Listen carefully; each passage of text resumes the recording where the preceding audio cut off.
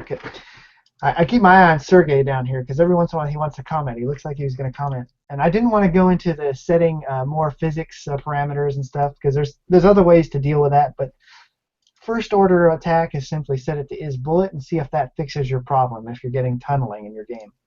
Okay, so we've got a new display object. We've got a new body.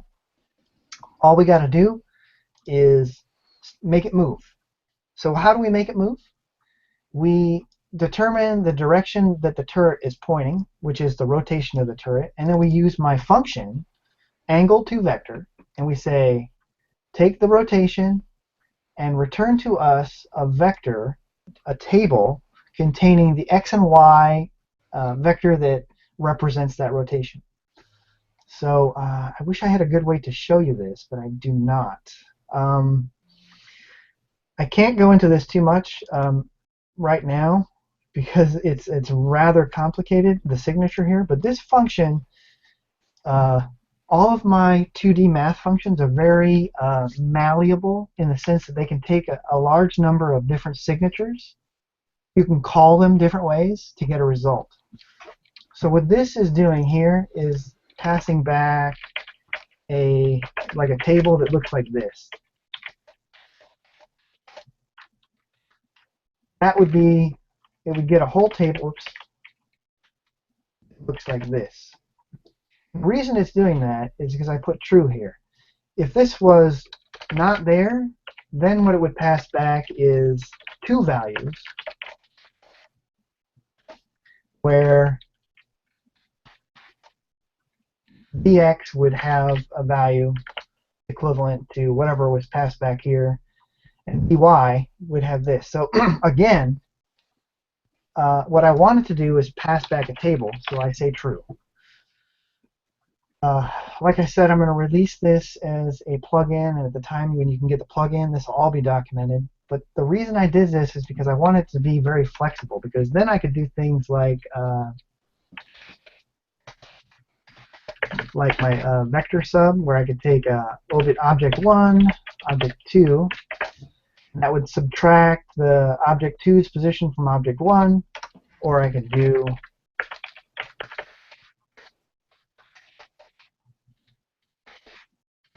type, save my life, sorry.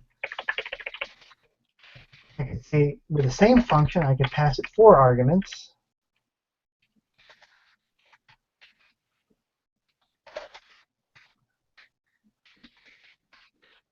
The beauty of this is when you use it, this one knows, oh, you passed me 2 objects, so then I will return a single value. That value will look like this. However, in this case, you passed it 4 arguments, which means you were kind of like splitting things up by yourself. So then it knows return 2 values, which are still equivalent to the vector.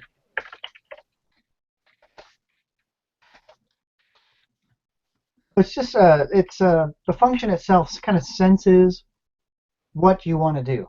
Now, most of the time, I use it like this, but occasionally I got to break out the values and do it like this, where I pass in individual x and y values. But let's say, and I know this is kind of off topic, let's say I wanted to use it like this, but I wanted to get a vector back. And I would just put a true at the end, and true is basically saying, whatever the normal return was supposed to be, do the opposite.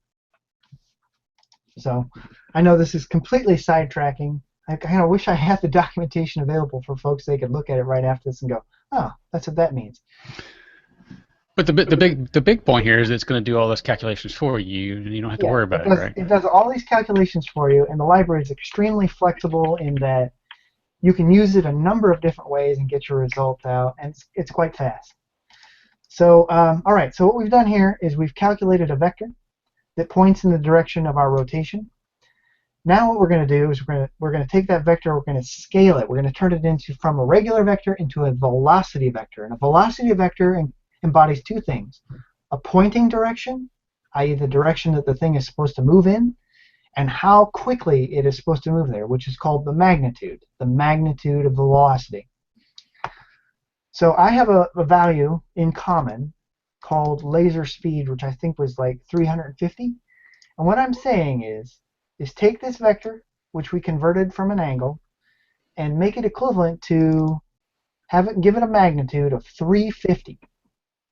And then finally, given this just 3 steps, we can use the set linear velocity function, which comes with the physics engine that comes with Corona, and we can set the velocity of our object to be those 2 values, vector x and vector y.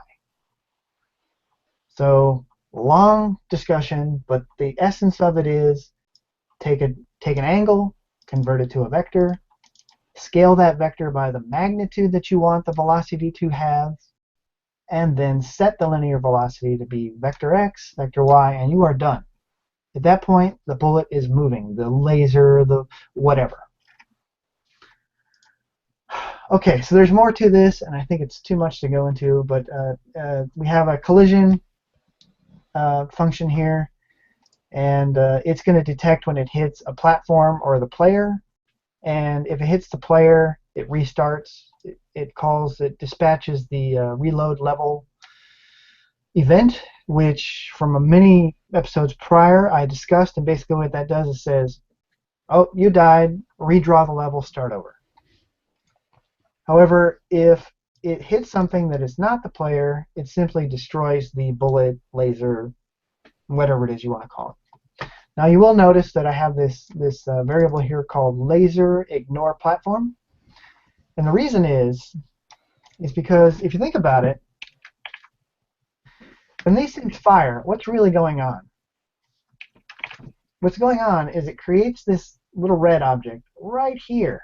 Now you can't see it because I pushed it back so that it's underneath everything. But if I were to not do that, take this piece of code out right here, go back in,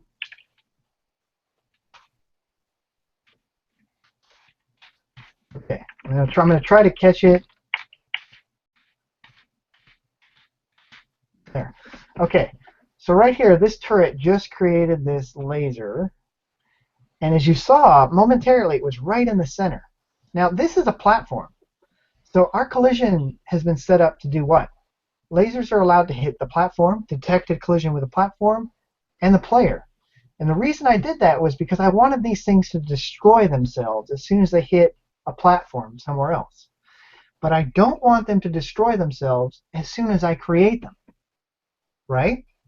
I didn't want to have to do the extra math, say push that laser out here before it starts moving, or I just wanted to create it here and make it move, but I didn't want it to destroy automatically right away. So what I did was I cheated. I set a flag on the laser called ignore platforms, and I set it to true. And then in here it says else if ignore platforms is not true. So this is the same as if I said self. All right? Yeah, that's the equivalent of, I should have said that, make it a little more clear. So is it the player? No. Okay, well, I hit something. Oh, well, is the flag on this object set to ignore platforms? If it's false, if it's false, okay, I'm not ignoring platforms anymore, delete it. So I didn't hit the player, but I hit something, and I'm no longer ignoring platforms. So delete it. But initially, when this thing starts and it's moving, the collision event fires. But this is set to true, so this piece of code doesn't execute. Instead, what I do here is I cheat it, like I said, and I wait half a second using a perform with delay. I wait 500 milliseconds, and then I call this closure. And in the closure, I say ignore platforms, false. So what happens, come on, this is one thing I don't like about Windows 10, it's hard to find the drag bar. The thing gets created, it moves, and a half second later, somewhere around here, that flag gets flipped. And at that point, now anything that it hits that is not the player, boom, it's going to get deleted.